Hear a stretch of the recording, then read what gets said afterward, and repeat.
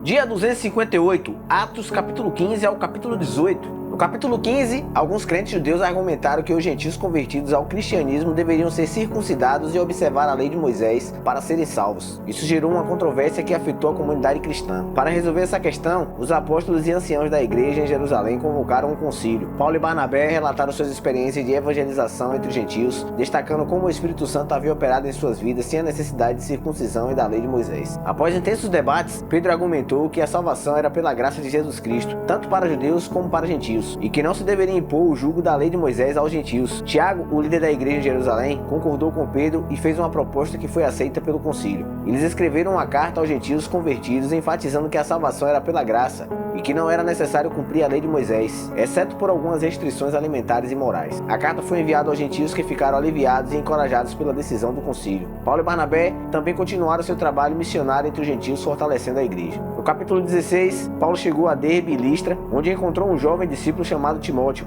Ele era bem recomendado pelos irmãos locais e pelos apóstolos. Timóteo se uniu à equipe de Paulo e Silas, tornando-se um colaborador valioso na obra missionária. Enquanto Paulo, Silas e Timóteo estavam em Troas, Paulo teve uma visão de um homem macedônio pedindo ajuda. Isso levou a equipe a decidir seguir para a Macedônia, a primeira vez que o evangelho seria pregado na Europa. Em Filipos, uma importante cidade da Macedônia, eles encontraram uma mulher chamada Lídia, uma vendedora de púrpura e temente a Deus. Ela e sua família foram convertidas ao ouvir a mensagem de Paulo e eles foram batizados. Enquanto pregavam em Filipos, eles foram perseguidos por uma jovem possuída por um espírito adivinhador. Paulo expulsou o espírito maligno, o que causou problemas com os donos da jovem. Eles foram levados à praça pública, açoitados e presos. Enquanto Paulo e Silas estavam na prisão, um terremoto abalou o local e abriu todas as portas. O carcereiro, temendo que os prisioneiros tivessem fugido, estava prestes a se matar, mas Paulo o impediu. O carcereiro, impressionado com a fé deles, perguntou como ser salvo, e eles pregaram o evangelho a ele e a sua família. Todos foram batizados. As autoridades de Filipos reconheceram seu erro e pediram desculpas por tê-los açoitados injustamente. Paulo e Silas foram libertados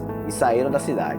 No capítulo 17, Paulo e Silas chegaram a Tessalônica, começaram a pregar na sinagoga. Alguns judeus creram, bem como muitos gregos e mulheres proeminentes. No entanto, isso gerou inveja entre os judeus que não acreditaram, levando a tumultos na cidade. Para evitar mais problemas, Paulo e Silas saíram de Tessalônica. A equipe missionária chegou a Bereia, onde os judeus eram mais nobres e buscavam as escrituras para verificar o que Paulo estava pregando. Muitos deles creram, mas novamente alguns judeus de Tessalônica causaram tumultos e perseguiram Paulo. Ele foi enviado para Atenas, enquanto Silas e Timóteo permaneceram em Bereia. Em Atenas, Paulo ficou perturbado com a idolatria generalizada na cidade. Ele pregou o evangelho na praça pública e atraiu a atenção dos filósofos epicureus e estoicos. Eles o levaram ao Areópago para explicar sua mensagem. Paulo proclamou o Deus desconhecido e a ressurreição de Jesus, mas a reação variou, com alguns zombando, outros adiando a decisão e alguns creram. Depois de sua estada em Atenas, Paulo partiu para Corinto, onde conheceu Áquila e Priscila. Ele permaneceu em Corinto por um tempo, continuando seu trabalho missionário e escrevendo cartas que se tornariam parte do Novo Testamento.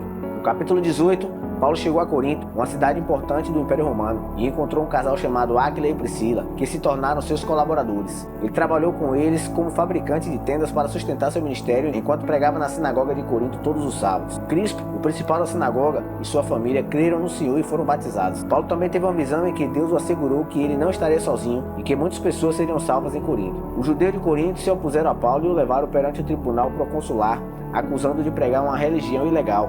Porém, o tribunal rejeitou as acusações. Paulo permaneceu em Corinto por um tempo, depois partiu para Éfeso, onde deixou Áquila e Priscila. Ele prometeu retornar se fosse da vontade de Deus. Em Éfeso, Paulo encontrou um homem chamado Apolo, que era eloquente e instruído nas Escrituras. Áquila e Priscila o instruíram mais plenamente no caminho do Senhor. Se você gostou desse capítulo, curta, comente, compartilhe com todos os seus amigos e familiares. Que Deus te abençoe e até a próxima.